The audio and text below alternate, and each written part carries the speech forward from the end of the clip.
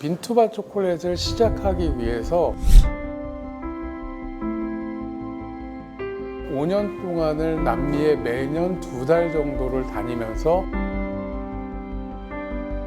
밀림과 정글들을 돌아다녔습니다. 그래서 지금까지 찾아낸 카카오 빈을 가지고 여러분 앞에 빈투바 초콜릿을 하고 있습니다.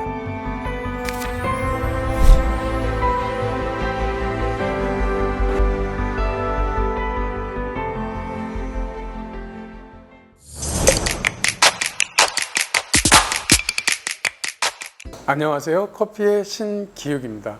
자, 오늘은 저의 전공 중에 하나인 빈투바 초콜릿에 대해서 얘기를 해보려고 합니다. 초콜릿은 많이 얘기를 들었는데 빈투바 초콜릿은 뭡니까? 라고 궁금해 하시는데, 빈투바 초콜릿은 말 그대로 빈에서부터 초콜릿 가공을 해서 여러분들이 보시는 초콜릿으로 만드는 과정을 일관적으로 하나의 장소에서 마무리 짓는 걸 얘기합니다. 그래서 빈에서부터 바까지. 근데 이제 헌팅까지 같이 하게 되면 트리 투바라는 얘기도 많이 하게 됩니다.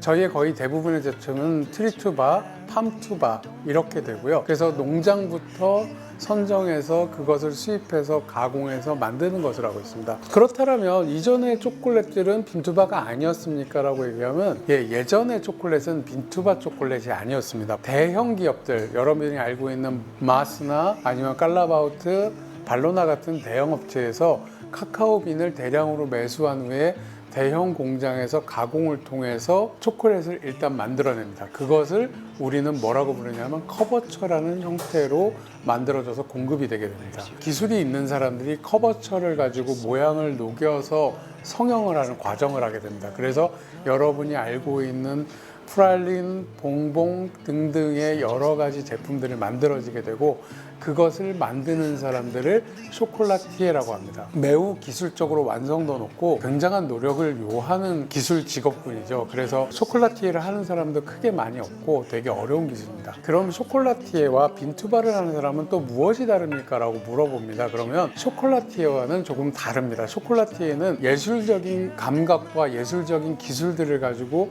초콜릿의 모양을 이쁘게 만들어내고 상품성을 부여하는 생명력을 불어넣는 사람이라면, 저희는 카카오 빈을 초콜릿으로 만드는, 그래서 저희들의 이름은 초콜릿 메이커입니다. 커피로 치자면 커피 로스터와 바리스타가 두 가지로 나누어진 직군으로 나뉘어지듯이, 이 초콜릿에서도 저희 같은 초콜릿 메이커, 그 다음에 쇼콜라티에, 이 두 개의 직군이 있습니다. 이 빈투바 초콜릿은 이제 여러분들에게 알려진 지 한 7, 8년 정도밖에 되지 않았습니다. 꽤 오랜 시간 동안 초콜릿을 해왔는데 세계적으로도 그렇게 뒤처지지 않았습니다. 세계적으로도 거의 대부분 비슷한 시기에 빈투바 초콜릿이란 걸 하기 시작했습니다. 왜냐하면 서구를 중심으로 로컬 푸드 붐이 불게 되면서 지역에서 알려진 재료로 내가 감시할 수 있는 환경에서 안전한 제품, 안전한 먹을거리를 만들어내는 로컬 푸드 시스템이 유행하게 되면서 초콜릿도 대형 공장에서